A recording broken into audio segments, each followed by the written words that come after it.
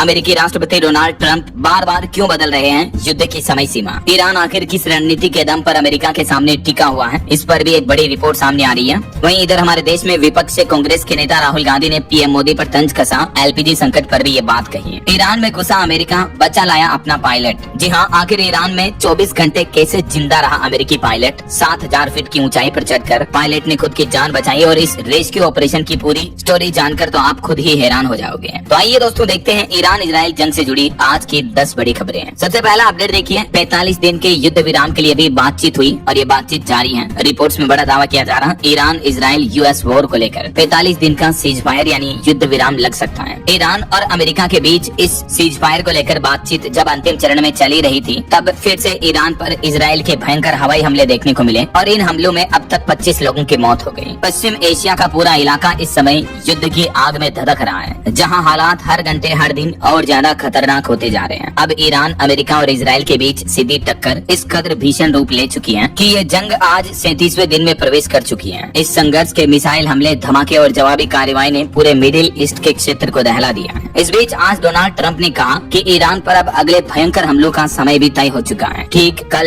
एक दिन बाद मंगलवार रात 8 बजे तक का समय दिया है ईरान को। अमेरिका ने ये हॉर्मुज स्ट्रेट रूट खोलने के लिए। ट्रंप ने सीधी चेतावनी दी कि रात 8 बजे तक अगर हॉर्मुज रूट नहीं खोला गया कल, तो फिर ईरान में पावर प्लांट और पुल सब कुछ निशाने पर होगा। अमेरिका फिर हमलों को और भयंकर कर देगा। तो जहां रिपोर्ट आ रही है कि ईरान और अमेरिका में 45 दिन के सीज फायर पर बातचीत चल रही है, इस बीच अगले 48 घंटों का आखिरी मौका दिया डोनाल्ड ट्रंप ने ईरान को। कहा कि समझौता नहीं हुआ तो ईरान पर और बड़े हमले करेंगे। तो अमेरिका के इन धमकियों पर ईरानी स्पीकर ने भी जवाबी कार्रवाई में कहा कि आप नेतन्याहू के नक्शे कदम पर चलेंगे तो जल उठेगा पूरा क्षेत्र। ट्रंप की धमकियों पर ईरानी स्पीकर ने यह पलटवार करते हुए जवाब भी दिया। पश्चिम एशिया में तनाव लगातार बढ़ता जा रहा। अभी कुछ ही देर पहले आज सुबह भी धमाकों में तेहरान के रिहायशी इलाकों में बमबारी हुई, जिसमें 13 लोगों की मौत हो गई। शरीफ यूनिवर्सिटी पर भी हमला हुआ। तेहरान जो कि ईरान की राजधानी है, वहां पर इजराइल और अमेरिका दोनों ओर से हवाई हमले हो रहे हैं। ईरान के इस्लाम शहर की रिहायशी इमारत पर हवाई हमले में ये 13 लोगों की जान गई और वहीं ईरान की शरीफ यूनिवर्सिटी ऑफ टेक्नोलॉजी को भी निशाना बनाया गया। कोम शहर के रिहायशी इलाके में हमले में 5 लोगों की भी मौत हो गई। इस बीच ट्रंप ने ईरान को बास्टर्ड कहा और धमकी दी कि हॉर्मुज रूट खोलो, नहीं तो हम पूरे ईरान को नरक बना देंगे। फिर ईरान के पावर प्लांट और पुलों पर भी हमला करेंगे। चलिए अगली बड़ी खबर देखिए दोस्तों, तेल गैस के बाद अब अमोनिया का संकट। 7200 वाला सिलेंडर 15-15 हजार रूपए में मिल रहा है। जी हाँ, ईरान अमेरिका इजराइल युद्ध का सीधा असर भारत में भी देखने को मिल रहा है। देखिए उत्तर प्रदेश की रिपोर्ट सामने आ रही है कि तेल और गैस के संकट के बाद अब अमोनिया का संकट आ गया है। अमोनिया गैस जो कि कोल्ड स्टोरेज के लिए काम आती है, इसके लिए अब दुगनी कीमत देनी पड़ रही है। जो 7200 वाला 60 किलो का सिलेंडर आता है, वो अभी 15-15 हजार रूपए में मिल रहा है। उत्तर प्रदेश में 2500 कोल्ड स्टोरेज है, जहाँ ब्लैक में सिलेंडर खरीदे जा रहे हैं। अभी एक ही सीजन में लगभग 1800 किलो अमोनिया लगती है। यूपी मैनपुरी में भी डेटा आप देख सकते हैं। चलिए दोस्तों अगली खबर देखिए, ईंधन संकट से निपटने के लिए हमारे पड़ोसी देश नेपाल सरकार ने भी 2 दिन की छुट्टियां घोषित कर दी हैं। काम के घंटे भी बदले, यानी अब सप्ताह में सरकारी दफ्तर जो है वो शुक्रवार तक ही चलेंगे। हर सप्ताह 2 दिन की छुट्टी रहेगी। ईरान युद्ध के संकट की वजह से नेपाल सरकार ने भी फैसला लिया। शनिवार रविवार सारे सरकारी ऑफिस दफ्तर वगैरह बंद रहेंगे, क्योंकि सरकारी कर्मचारियों के आने जाने के लिए गाड़ियों में तेल भी नहीं है। इतना तेल संकट देखने को मिल रहा है दुनिया के सभी देशों में ऐसा। हालांकि इस बीच एक अच्छी रिपोर्ट ये सामने आ रही है कि ईरान जंग रोकने पर आज सहमति बन सकती है। पाकिस्तान ने भी ईरान और अमेरिका को अपना सीज फायर प्लान सौंपा है, जिसमें हॉर्मुज रूट को खोलने का प्रस्ताव भी शामिल है। यानी ईरान अमेरिका के जंग को रोकने के लिए आज सहमति बन सकती है। टाइम्स ऑफ इजराइल की रिपोर्ट के मुताबिक पाकिस्तान ने दोनों देशों को अपना सीज फायर प्लान सौंप दिया है। हाल ही में आपको बताऊंगा पाकिस्तान में इस मुद्दे को लेकर बैठक हुई थी और पाकिस्तान ने इस डील को अस्थायी तौर पर इस्लामाबाद अकॉर्ड नाम दिया है, जिसे 2 हिस्सों में बांटा गया है। पहले चरण में तत्काल सीज फायर लागू होगा, जबकि दूसरे चरण में 15 से 20 दिनों के भीतर अंतिम समझौते को फाइनल किया जाएगा। ऐसा बताया जा रहा है कि पाकिस्तान के आर्मी चीफ असीम मुनीर ने अमेरिकी और ईरानी नेताओं के साथ पूरी रात बातचीत की और ये प्रस्ताव सौंपा फाइनली। तो देखते हैं आखिर सीज फायर को लेकर ईरान अमेरिका के और पाकिस्तान के इस प्रस्ताव को एक्सेप्ट करता है या नहीं। आगे जो भी अपडेट आएंगे मैं आपको बता दूंगा। फिलहाल देखिए अगली खबर, भारत की कूटनीति की भी तारीफ करते हुए है। ईरान के प्रतिनिधि ने डोनाल्ड ट्रंप की भाषा पर भी सवाल खड़े किए हैं, क्योंकि ट्रंप ने कुछ गाली भरे पोस्ट में इशारा किया था सोशल मीडिया पर ईरान को